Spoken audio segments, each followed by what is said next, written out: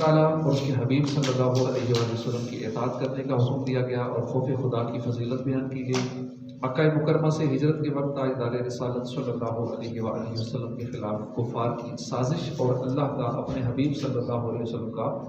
اپنے حبیب کو کفار کی سازش محفوظ رکھنے کا بیان۔ ہر چیز میں ضروری اسباب اختیار کرنے کے بعد اللہ پر توکل کرنے کا حکم دیا گیا۔ مسلمانوں کو کفار کے ساتھ کیے ہوئے معاہدے پورے کرنے اور معاہدہ توڑنے پر ان کے ساتھ سختی کرنے کا حکم دیا گیا۔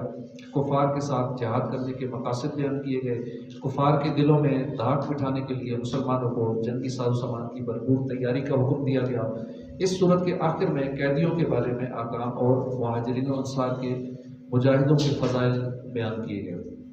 سورہ انفال کی اپنے سے ماقبل سورت آراف کے ساتھ مناسبت یہ ہے کہ سورہ آراف میں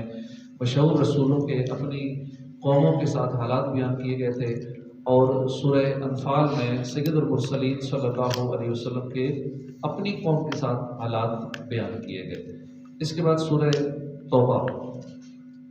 یہ مدنیہ ہے مگر اس کی آخری آیات لقد جاءکم رسول سے آخر تک ان کو بعض علماء مکی کہتے ہیں۔ اس میں 16 رکوع ہیں، 129 آیتیں ہیں۔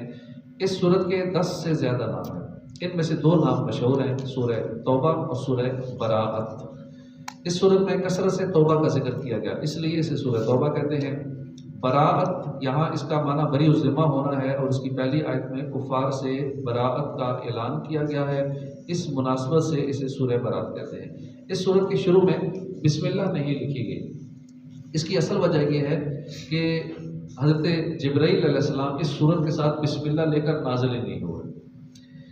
اور نبی کریم صلی اللہ علیہ وسلم نے بسم اللہ لکھنے کا حکم نہیں فرمایا۔ حضرت علی المرتضیٰ کرم اللہ تعالیٰ وجہ کریم سے مروی ہے کہ بسم اللہ امان ہے، اور سورہ توبہ تلوار کے ساتھ امن اٹھا دینے کے لیے نازل ہوئی ہے۔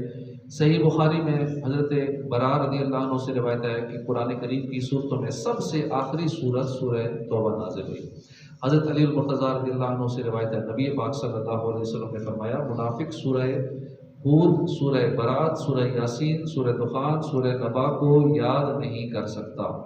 حضرت جابر بن عبداللہ رضی اللہ عنہ فرماتے ہیں کہ جب سورہ براءت نازل ہوئی تو حضور پرنور صلی اللہ علیہ وسلم نے ارشاد فرمایا میں لوگوں کی خاطرداری کے لیے بھیجا گیا ہوں۔ حضرت عطیہ حمدانی رضی اللہ عنہ فرماتے ہیں حضرت عمر فاروق رضی اللہ عنہ نے لکھا تم خود سورہ براءت سیکھو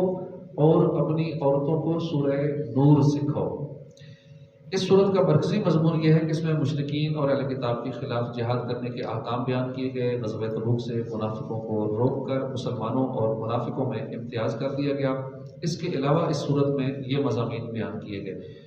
ان مشرکین سے برات کا اعلان کیا گیا جن سے مسلمانوں کا معاہدہ ہوا اور وہ اپنے معاہدے پر قائم نہ رہے۔ کفار مکہ کے مسلمانوں سے افضل ہونے کے دعوے کا رد کیا گیا۔ غزوہ حنین کا واقعہ بیان کیا گیا۔ یہودیوں کا حضرت عزیر علیہ السلام کو اور عیسائیوں کا عیسیٰ علیہ السلام کو اللہ تعالیٰ کا بیٹا قرار دینے کا رد کیا گیا۔ ہجرت کے وقت نبی پاک صلی اللہ علیہ وسلم اور حضرت ابوبکر صدیق رضی اللہ عنہ کی غار ثور میں جو گفتگو ہوئی تھی آپس میں اس کا ذکر کیا گیا۔ زکوٰۃ کے مصارف بیان کیے گئے، مسجد زرار کا واقعہ بیان کیا گیا اور مسجد قباء کی فضیلت بیان کی گئی۔ حضرت کعب بن مالک، حضرت ہلال بن امیہ اور مرارہ بن ربیعہ رضی اللہ عنہ جو کہ غزوہ تبوک میں حاضر نہ ہوئے تھے ان کی توبہ کا واقعہ بیان کیا گیا۔ زکوٰۃ کے مصارف کا چونکہ ان دنوں میں لوگ زیادہ سوال زکوٰۃ کے بارے سے پوچھتے رہتے ہیں تو اس کا علم ہونا چاہیے اور اپنے اندازے سے یا اپنی طرف سے حساب کتاب لگا کے زکوٰۃ کی لوگ دے دیتے ہیں، سیدوں کو دے دیتے ہیں، ہاشمی ہوتے ہیں ان کو دے دیتے ہیں، یا اپنے والدین یا اپنی اولاد میں سے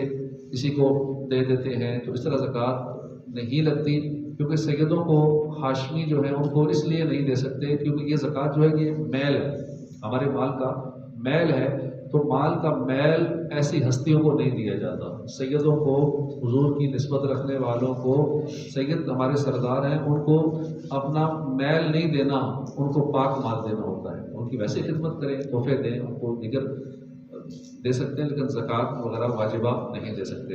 اسی طرح اپنے بہن بھائیوں کو، آج بھی کوئی سوال کر رہے تھے کہ اپنے بہن بھائی اگر حقدار ہوں تو ان کو دے سکتے ہیں یا نہیں، تو قریبیوں کو دینا افضل ہے۔ اپنے بہن بھائیوں میں سے اگر واقعی کوئی حقدار ہے وہ اس کو زکوٰۃ دے سکتے ہیں۔ اور صاحب نصاب ہونے کے لیے ایک تو ہمیں جس کو زکوٰۃ دے رہے ہیں تھوڑی انفارمیشن لے لیا کریں۔ ہم سمجھتے ہیں کہ فلاں کی انکم نہیں ہے،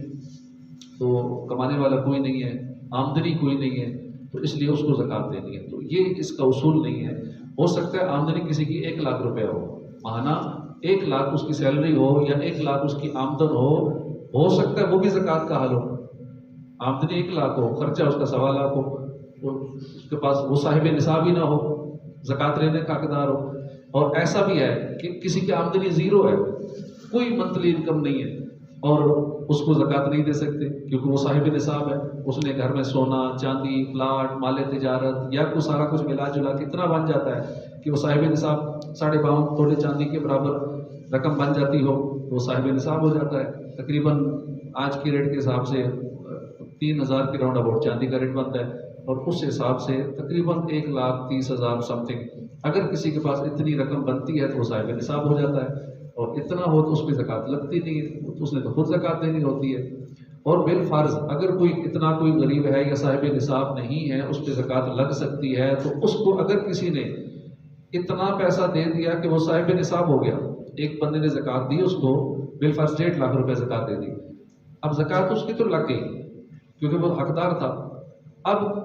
1.5 لاکھ دینے سے وہ خود صاحب نصاب ہو گیا، جس کو زکوٰۃ دی گئی تھی وہ زکوٰۃ لینے والا خود صاحب نصاب ہو گیا، اب دوسرا بندہ اس کو زکوٰۃ دے گا تو اس کی نہیں لگے گی کیونکہ یہ تو صاحب نصاب ہو گیا۔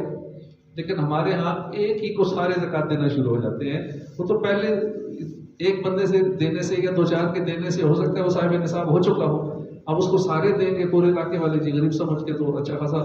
رقم جمع ہو جاتی ہے اور زکوٰۃ نہیں لگتی، اس لیے زکوٰۃ بڑی دیکھ بھال کے دینی چاہیے،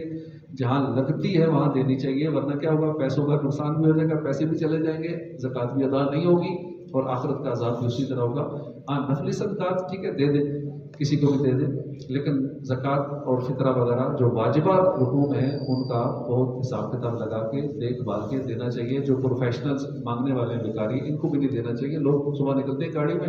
رستے میں زکوٰۃ دیتے جاتے ہیں، جو غریب نظر آئے پروفیشنل ان کو زکوٰۃ سمجھتے ہیں ہماری زکوٰۃ ادا ہو گئی، کیا پتہ وہ تو پروفیشنل ہے، ان کا پیشہ ہی ہے، 2-3 ہزار کی دیہڑی لگاتے ہیں اور پیچھے سے ہو سکتا ہے وہ صاحب نصاب ہو، اچھے خاصے امیر و کبیر ہوتے ہیں۔ کئی ایسے بھکاری یہاں ہیں بڑے نامی گرامی مشہور ہیں سوشل میڈیا پہ، ان کے باقاعدہ 4-5 ملازم آتے ہیں، ان کو اٹھا کے وہاں بٹھاتے ہیں، سارا دن بھیک مانگتے ہیں، پراڈو میں آتے ہیں اور پیچھے سے اچھی خاصی کوٹیاں کاریں سارا سسٹم بھی ہے، تو لیکن وہ بھیک مانگتے ہیں تو ان کا پیشہ ہے، اس لیے اپنے عطیات صحیح جگہ پہ لگانے چاہیے، جہاں کنفرم ہو کہ یہاں پہ ہمیں ثواب ملے گا وہاں لگانے چاہیے۔ اب جیسے مساجد میں مدارس میں مساجد کے جیسے بجلی کا بل ہے، پانی ہے، دیگر اس طرح کے تعمیراتی کام ہو رہا ہے اس میں لگانے چاہیے۔ جہاں حاجت ہے جیسے یہاں کام نظر آ رہا ہے کہ مسجد میں کام ہو رہا ہے، کتنا کام ہونا ہے، اوپر کتنا کام ہونا ہے، یہاں کنفرم ہے تو ایسی جگہ پہ دینا چاہیے، اللہ کی راہ میں دینا چاہیے، چلو ثواب ملے گا۔ کل انشاءاللہ ہم نے اسپیکر بھی لانے ہیں، اس کے لیے بھی چاہیے، تقریباً 40,000 کے راؤنڈ بل بن رہا ہے، کچھ اندر لگانے ہیں، کچھ باہر لگانے ہیں، کچھ نچلے حال میں لگانے ہیں، تو اسی طرح صفوں کی حاجت ہے، اب جس چیز کی حاجت ہو وہاں ثواب زیادہ ملتا ہے۔ پچھلی بار بھی لوگوں نے بغیر صفوں کے نماز پڑھی ہے، تو صفیں تھی تو پوری، لیکن وہ چونکہ پرانی جب 2-3 سال 4 سال گزر جاتے ہیں تو وہ کی مدت پوری ہو جاتی ہے، تو اس لیے جہاں حاجت ہو کسی مدرسے میں، کسی مسجد میں، یا کسی واقعی کو حقدار ہے، ہمارا قریبی ہے، بہن بھائیوں میں سے ہے، رشتہ داروں میں سے ہے، تو اس کو پہلے دینی چاہیے، اس کا ثواب زیادہ ہوگا۔ اللہ توفیق عطا فرمائے، آمین بجاہ نبی امین صلی اللہ علیہ وآلہ وسلم۔